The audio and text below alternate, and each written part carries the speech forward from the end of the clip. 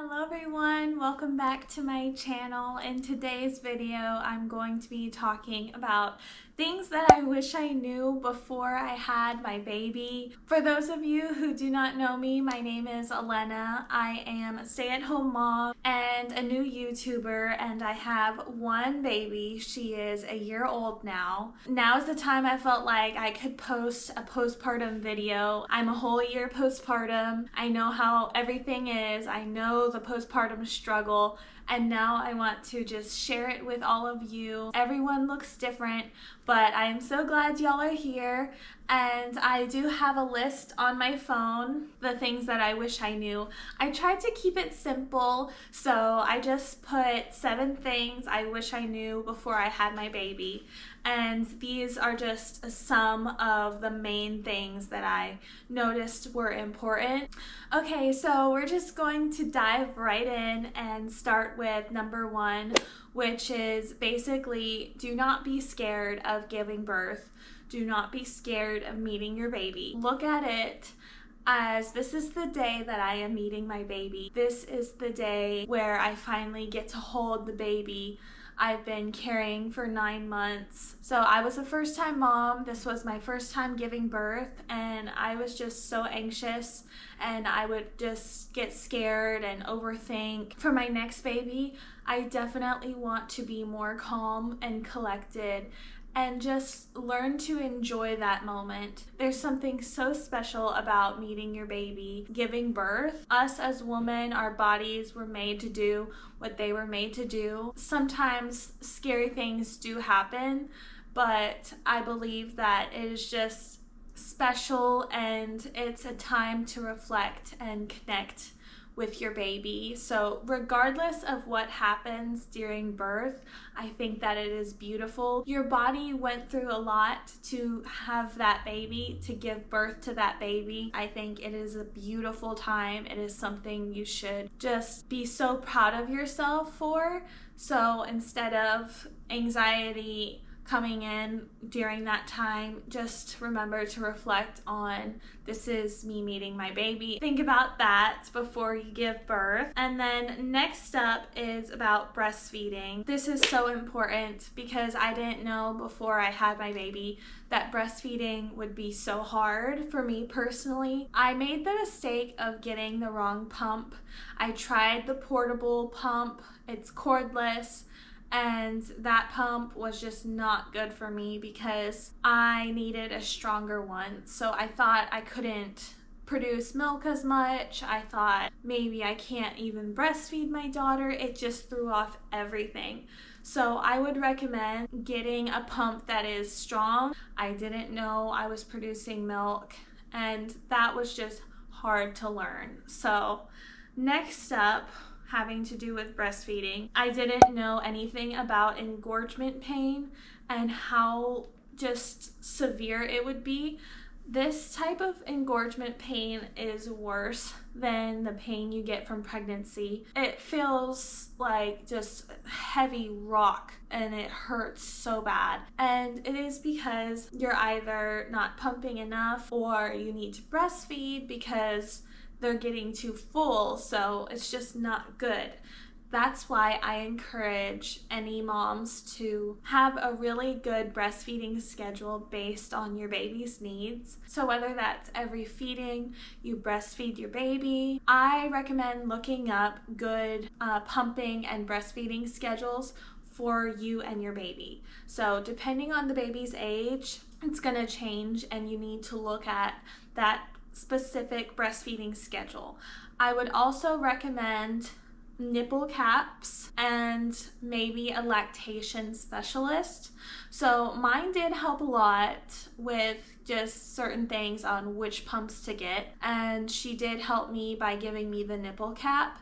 But if you know now, just do it yourself. I don't think a lactation specialist is really necessary. Basically, it's just those extra tips that they give you, which I am giving you now. So definitely use nipple caps, and you can also have the lactation specialist if needed. So those help as well with your baby latching because there might be trouble. It is a struggle at first, but soon, hopefully, you will not need those nipple caps anymore when you get the hang of breastfeeding. It is a journey for everyone. It was a journey for me, but those are just some breastfeeding tips and things I wish I knew before having a baby. And next up, I was under the impression before I had my baby that I might not get my period like a year later after giving birth, but I got mine 3 months after giving birth, and I was genuinely shocked. Like, I was thinking maybe 6 months to a year,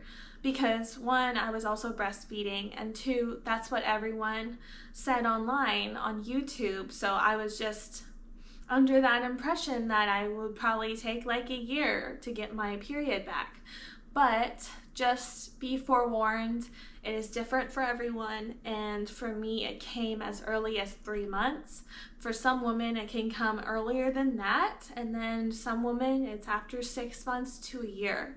So just keep that in mind. Your period will come when it does. So that was just a random thing that I was shocked about and didn't expect. Next up, postpartum hormones. So postpartum hormones, I did not expect to be worse than pregnancy hormones, in my opinion.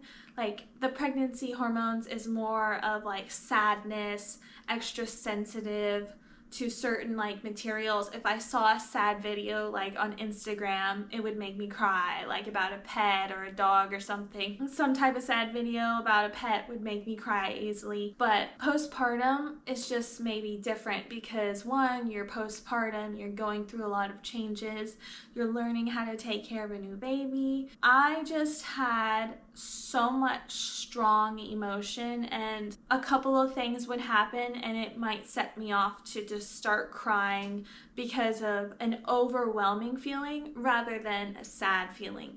So just keep that in mind. Those postpartum hormones are a real thing. It's very hard to control. So I would just recommend just clarity with yourself, and just know that you are learning and you're doing an amazing job as a mom. Whether this is your first kid or your third kid, whatever, just know that it is a big hormone drop. According to one of my period apps, postpartum is the largest hormone drop that a woman experiences in her lifetime. So after giving birth, all those hormones flush and just are let go, because it is a literal physical chemical change in your body. So just keep that in mind. Those hormones will be real. Okay, next up, point number 6 is in the category family. Use your family's help as much or as little as you can. So the next point is about family and just that time with family and your babies. What should happen when your family visits you after having a baby? I think that the family, if they want to help, they should help with stuff like chores, stuff like food, and just taking care of you, because it's hard for you to move postpartum. It's hard for you to walk, and you just need to really breastfeed your baby and be there for your baby, because the baby wants the mom 99% of the time. That's just how it is for newborns. It is something you should cherish. It's a special time with you and your babies. I think that family that can help with that, rather than, oh, let me take the baby and you go relax or you take a nap. Instead, I will hold the baby while family helps as much as they can. Of course, they can hold the baby if they want to help. It should be with stuff like chores, doing dishes, maybe cooking some food, or just bringing food is the best way to help a postpartum mother. And I didn't realize that. It's really hard to delegate that time with family, so it's good to have those set boundaries before family comes over and when family and friends come over. And next up on family, my last point. The last point I would make is about just most of the day is napping. And I didn't realize that at the time, but that's just how it is compared to 1 year later when your baby only takes one 30-minute nap a day. 30 minutes to an hour. I would recommend while that sleep is happening, allow some time with your husband to see how he's doing, see how he is adjusting to this new little person in y'all's lives, and just be there with him because it was first y'all too, so you want to share that time together and just grow together, help encourage each other, and just take care of each other during that time because it is y'all's quality time when the baby is sleeping, and that's the best time to really focus on each other. So I would recommend doing that as my last tip and thing I wish I knew before having a baby. But yeah, overall, those are my 7 tips for things I wish I knew before having a baby. I hope that they helped. I tried to just keep it very simple because I know that just so many things can come up postpartum and just baby-wise. I wanted to really narrow it down on my top things that I wish I knew. Just something to consider, and of course, you should give yourself some grace throughout this journey. Postpartum is different for everyone. It is a beautiful time, and it's also a time of learning new things. So just be open to each day, and I wish you all the best of luck. Thanks so much for watching this video, and I will see y'all in the next one. Bye!